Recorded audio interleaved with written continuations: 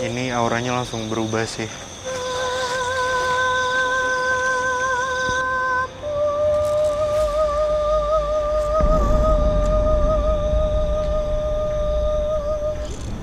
Itu menurutku itu juga bisa untuk kita panggil dengan cara aku berkomunikasi sama leluhur juga. Emang beda banget, tapi ternyata memang ada Visi dibawa, tolong bawa. Tolong bantu dibawa. Tolong. Bantu, Mas ya, Mbak.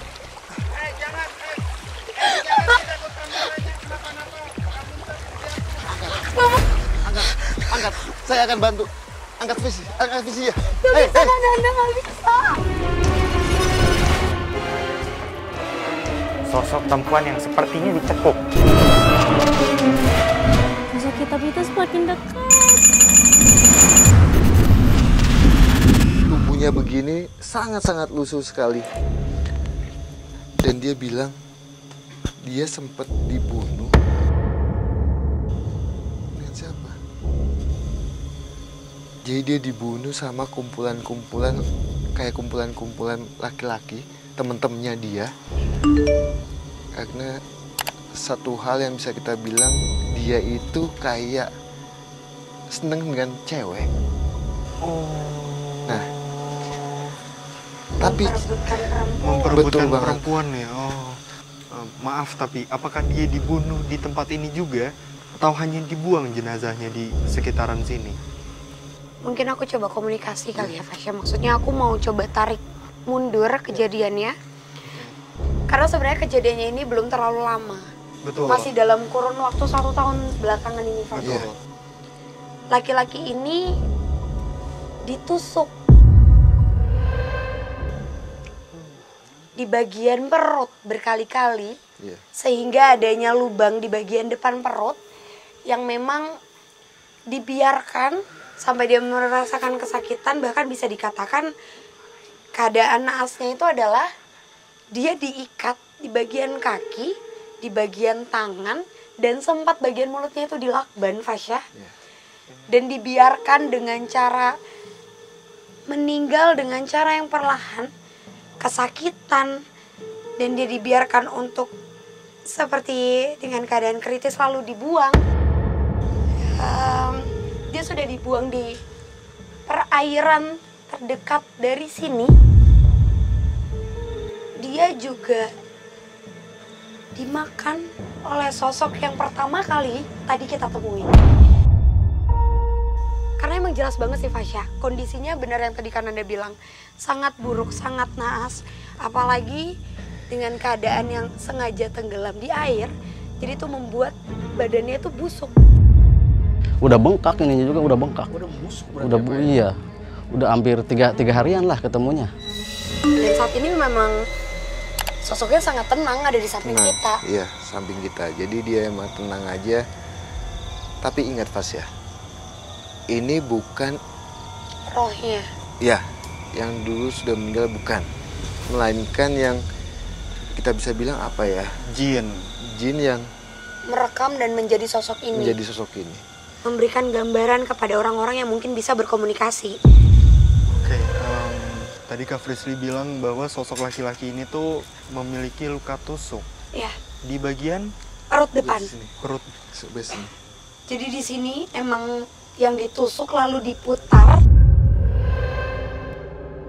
Sebenarnya itu kayaknya bukan pisau deh, Kak. Itu kayak parang Ya, untuk membuka kelapa. Berarti Parang besar. besar jadi ditusuk, tusuk gitu. diputar. Tapi kan modelnya bukan Runcing, ya. Emang kayak kotak gitu sih, Fasya. Jadi emang ditusuk terus diputar dan itu menimbulkan kayak bolong ya. Iya, lubangnya sangat gede sekali, segini lah, Fasya. Kalau yang saya lihat segini. Tadi kan dari tadi kita mencari sosok kakek Uncang. Betul. Menurutku memang sangat dominan di daerah ini. Iya.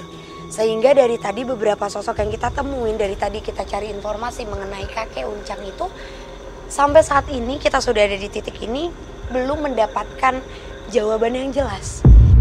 Yang aku yakin adalah seringkali adanya perpindahan barang atau ada lemparan suara, bukan sosok yang muncul. tapi itu lebih ke perpindahan barang yang sengaja itu dilakukan oleh makhluk-makhluk seperti ini. Yang memang mereka memberitahu kepada manusia kalau ini merupakan daerahnya mereka. Ini sudah nyaman dihuni oleh mereka. Itu sih Fasya. Jadi emang dari tadi kita menceritakan tentang sosok ini, datang lagi sosok yang tiba-tiba terbang. Dia duduk di tengah-tengah pohon ini. Jadi menurutku ini wow banget ketika kita menceritakan satu sosok yang mempunyai cerita sedih, tiba-tiba ada sosok yang ingin diceritakan juga. Seolah tak hanya dihuni oleh sosok kakek Uncang saja, keberadaan sosok astral lain perlahan coba diungkap oleh Frisly dan Den Ananda memperkuat keangkeran tempat ini. Adanya di pohon dulu kan, pohonnya di sini kan pohon pada gede-gede, itu ada di atasnya. Kami pun kembali ke pencarian utama kami, yaitu mitos keberadaan sosok kakek Uncang. Hingga saat ini belum kami pastikan keberadaannya. Meski sudah beberapa kali kami coba kuak, namun seakan tertutup oleh sesuatu yang perlahan akan kami bongkar di area ini. Pada saat kita jalan Visi, itu kayak ada sinyal kayak pintu yang betul kata Visi, portal goib. Jadi beda dimensi Visi ya. Itu sekilas saya melihat sosok kayak kaki di dalam itu. Di dalam portal goib dalam itu itu, kan? tapi hanya sekilas, entah betul atau tidaknya saya masih belum bisa tahu. Ini suara gemuruh sih.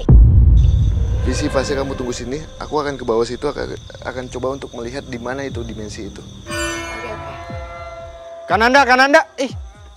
Kananda langsung lompat dan Kananda bilang kalau dia mendapatkan vision atau dia tahu lokasi si portal goib ini, di mana portal goib ini sepertinya ada kaitannya dengan si kakek Uncang ini. Tak ingin diambang kebingungan akan keberadaan sosok kakek Uncang yang dicari, dan Ananda mencoba membuka sebuah portal gaib yang dirasakan keberadaannya di area ini dengan bantuan Frisly. Namun seolah membenarkan hal tersebut berkaitan dengan keberadaan sosok kakek Uncang, terdapat sebuah mitos akan keberadaan sebuah tempat yang dulunya disebut sebagai Batu Merah dan dipercaya oleh warga sekitar memiliki energi magis yang kuat dan disinyalir menjadi sebuah pintu gaib. Ada di situ tuh namanya Batu Merah.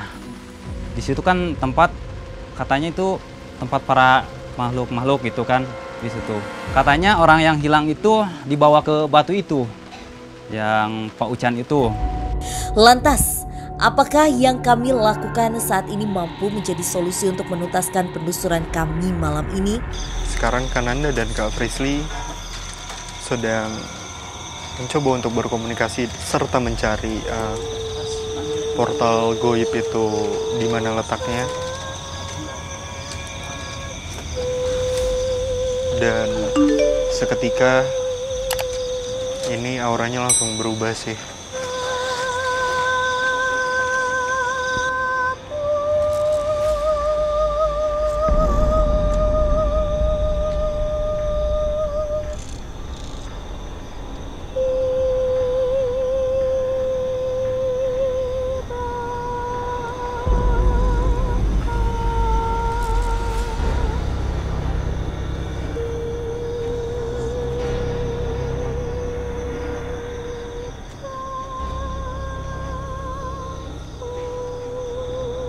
Visi, cukup.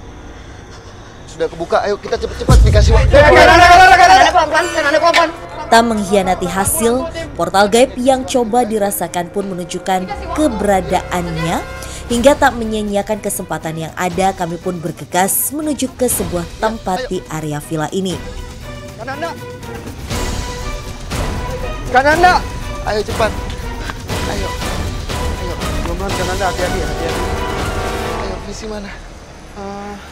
Kananda, tertinggal di Ayo belakang. kita dikasih waktu. Ayo. tadi ada tim yang jatuh. Iya. Wow. Ayo.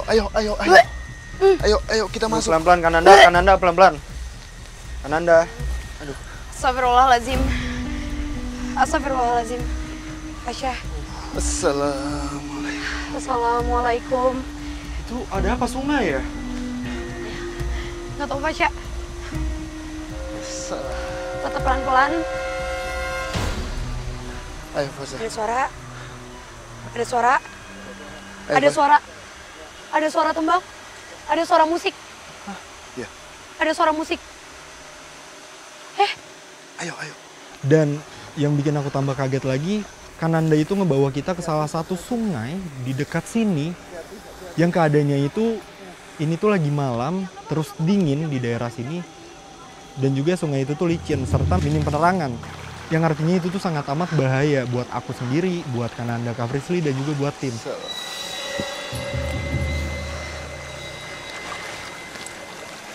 Gak apa-apa, Di sini gak apa-apa, pelan-pelan. Pelan-pelan. Fasya,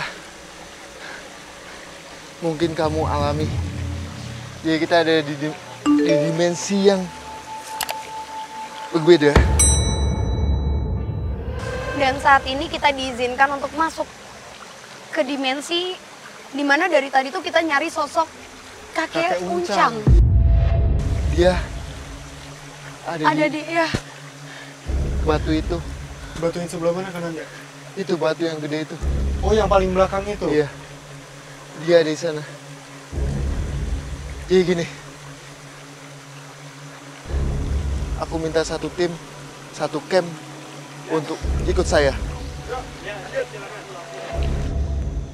Tak ingin membahayakan Fasya dan Frisly, dan Ananda mencoba mendekati sosok kakek Uncang yang berada di bebatuan sungai yang tak jauh dari posisi kami berdiri seorang diri. Ini auranya langsung berbeda, Kak Frisly. Hawanya, udaranya, itu bener-bener langsung berbeda. Tadi kamu juga sempat ngeliat sosok laki-laki. Iya, ada sosok bayangan, sosok laki-laki, tapi seperti bayangan. Itu jalan dari sini arahnya ke sana. Karena memang sebenarnya pada saat tadi kalau kalian bertanya kenapa tadi sengaja kami berdua membuka portal yang dimaksud, karena jujur di malam ini Fasya explore tempat kali ini, aku nggak tahu aku kenapa, tapi aku cuma dapat gambaran tuh beberapa dengan sosok yang berusaha untuk jahil. Aku sadar bahwa Kananda mencoba untuk melihat ada sesuatu yang masih bisa kita kaitkan dengan koneksi. Itu menurutku itu juga bisa untuk kita panggil dengan cara aku berkomunikasi sama leluhur juga. Emang beda banget, tapi ternyata memang ada bukti. Tak main-main, Den mengalami gangguan di saat berkomunikasi dengan sosok kakek Uncang. Tapi tiba-tiba lagi Kananda. Kananda tuh teriak dan seperti sedang berkomunikasi dengan kakek Uncang. Kira aku sama Kak Frisly nyamperin, tapi ternyata yang komunikasi sama Kananda itu bisa dibilang salah satu bawahan dari kakek Uncang.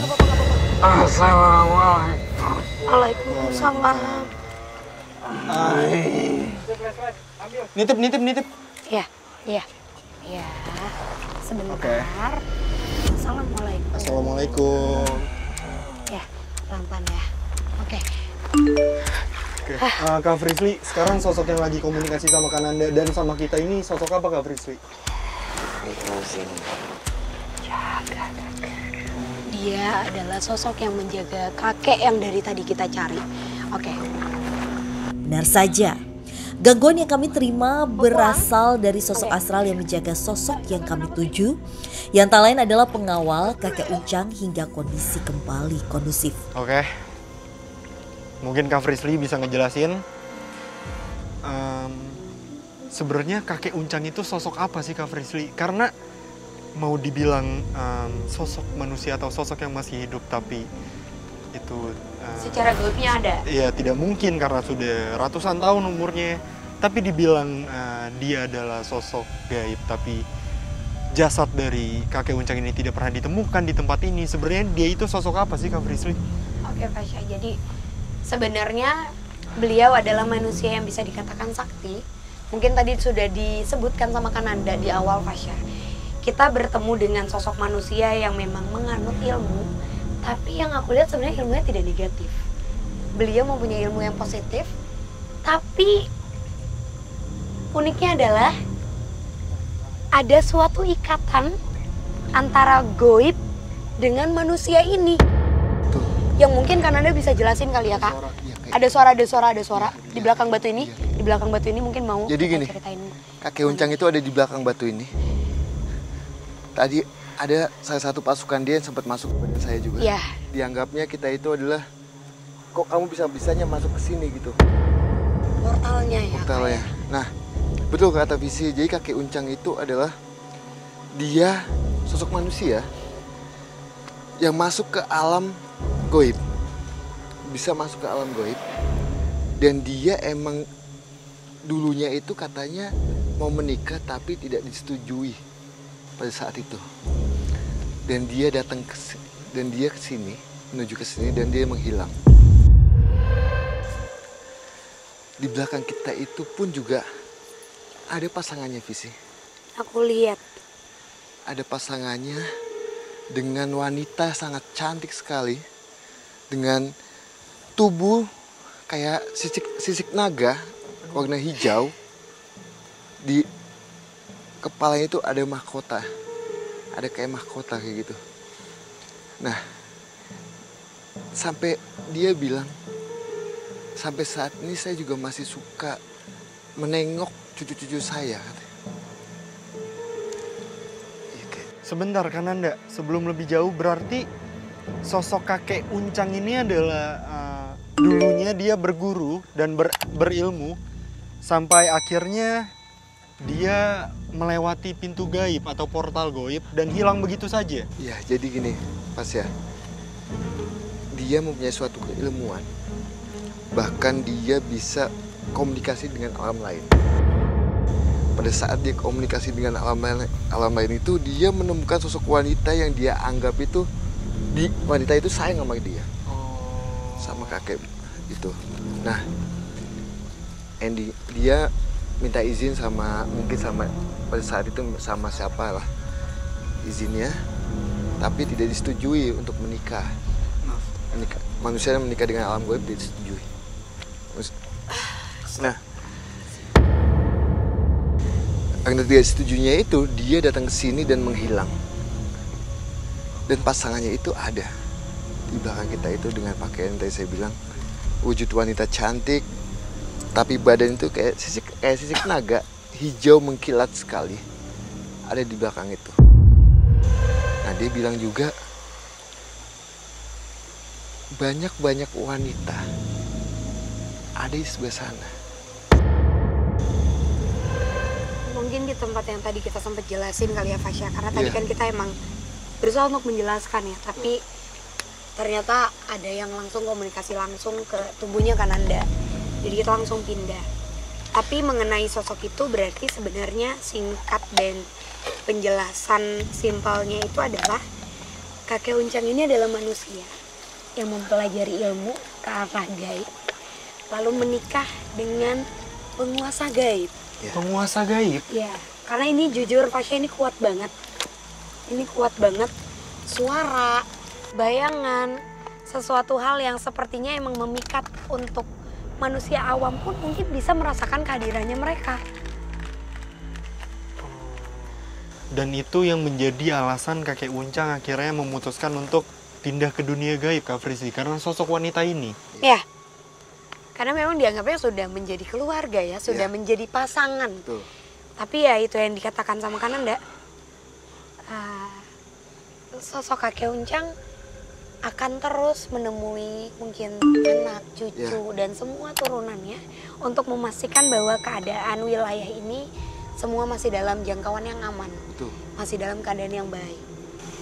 Kakek apa? Dan ini sih aku mau pertanyaan pribadi aku ini, Kak Frisly atau Kananda mungkin bisa jawab. Tadi kan Kananda bilang bahwa kakek Uncang ini memiliki ilmu yang bisa dibilang ilmu putih. Iya. Tapi kenapa dia mengganggu di tempat ini? Bahkan menampakkan dirinya ke warga sekitar. Jadi bukannya mengganggu. Contohnya gini, Fas ya. Pada saat panen singkong, nah kakek Uncang itu mengganggu, hanya ingin ngasih tahu kalau kalian panen, kalian bagi-bagi tetangga. Betul. Jangan dimakan, jangan apapun segala sesuatu yang dipanen itu buat Diri sendiri. Tapi dibagi-bagi katanya. Dia hanya mengganggu pada saat panen dan dia ngomong, saya hanya nengok-nengok cucu-cucu. Iya kakek. Oke.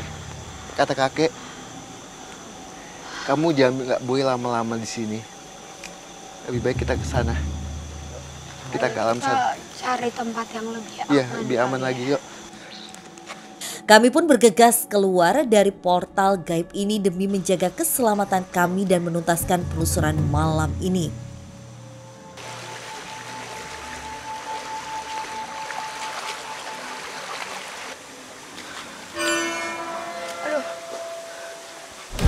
Kami tak berjalan mulus.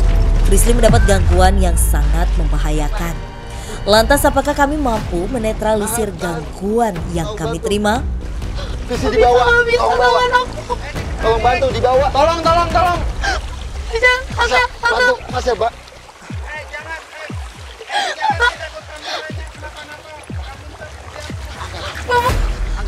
Angkat. Saya akan bantu. Angkat visi ya. Anda nggak bisa. Kananda.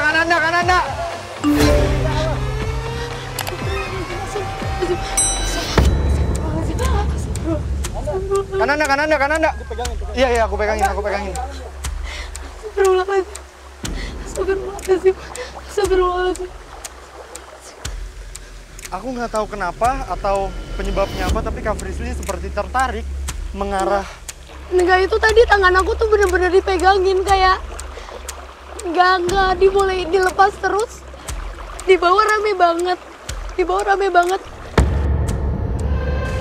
Dan sekarang kan Anda sedang berkomunikasi dengan, aku nggak tahu ada sosok apa di bawah sana dan berapa banyak sosok. Cuma kan Anda sudah berkomunikasi dengan sosok itu. Nggak mau. Kan Anda? Udah, kita pindah ke atas aja yuk, kan Anda. Situasi di luar kendali. Gangguan yang berbahaya pun harus kami alami hingga penelusuran pun harus dihentikan. Mengingat keselamatan tim, kami pun bergegas keluar dari area sungai ini. Jadi pada saat kita mau menjelaskan, mau melewati portal Mau keluar dari portal gaib itu tiba-tiba ada sosok siluman yang bisa kita bilang sosok siluman yang sama dengan wanita. Pasangan dari ini, kakek Uncang. Ya, tapi dia punya pasukan-pasukan. Nah, itu minta Visi untuk tinggal di dalam itu. Ikut dia. Jadi Visi tidak boleh pulang. Tapi untuk tetap tinggal di situ. Kenapa? Kenapa Visi diminta untuk timbal balik katanya. Kita sudah bisa komunikasi dengan kakek Uncang, saya minta untuk Visi tetap di sana katanya. Nah, saya mencoba untuk komunikasi supaya semuanya kita untuk negosiasi, supaya semuanya aman. Nanti kita pulang kayak gitu Pak. Terus tadi waktu kan Anda komunikasi itu kan Anda komunikasi dengan sosok apa, Kak? Jadi sosok pasukan-pasukan yang di bawah itu Pas ya. Tadi saya sempat mau dibawa juga sama dia, kata dia, udah kalau cewek ini, wanita ini tidak mau ikut saya, tidak dibolehkan, kamu aja yang ikut. Saya bilang tidak bisa, saya bilang itu. Saya masih punya kehidupan, saya bilang kayak gitu. Nah, kata dia, yaudah cepat sana katanya. Kamu udah bisa lama-lama di sini. Tadi tuh aku ngerasa setengah badanku tuh udah nggak di aku gitu loh Kak. Iya, Maksudnya betul. aku ngerasa. Tuh. Itu sangat kencang sekali itu. Aku tadi cuma takutnya bener-bener aku keluar dari badanku, astral projection terus gak bisa masuk lagi. Jadi bener-bener. Iya, udah. Bener-bener. Udah. Jadi, panik aja, maksudnya nggak bisa ngeliat ke sana. Iya. Tapi bukankah itu berarti makhluk-makhluk yang di sana itu negatif kan Anda, Kak Frisly? Makhluk negatif enggak sih. Jadi sebetulnya terus untuk apa timbal balik itu? dia butuh teman juga, teman manusia. Jadi kakek Uncang itu adalah sosok manusia. Dia pengen mendapatkan sosok kakek Uncang itu. Ada penerusnya gitu, ada manusia yang berilmu yang mungkin bisa dikatakan mengerti mereka yang bisa ditarik ke dimensinya mereka. Nah, ini Visi lah, Visi yang dia lihat mempunyai kelebihan, gift yang dikasih sama Allah, dan dia diminta untuk ikut sini katanya. Oke, Kak Frisly kan Anda penelusuran kita udah selesai karena aku ngeliat kondisinya udah nggak aman, udah nggak kondusif juga, dan aku nggak nyaranin untuk ada uji berani pada malam hari ini. Ya udah kita cari tempat aman dulu aja yuk. Kak Frisly kan Anda.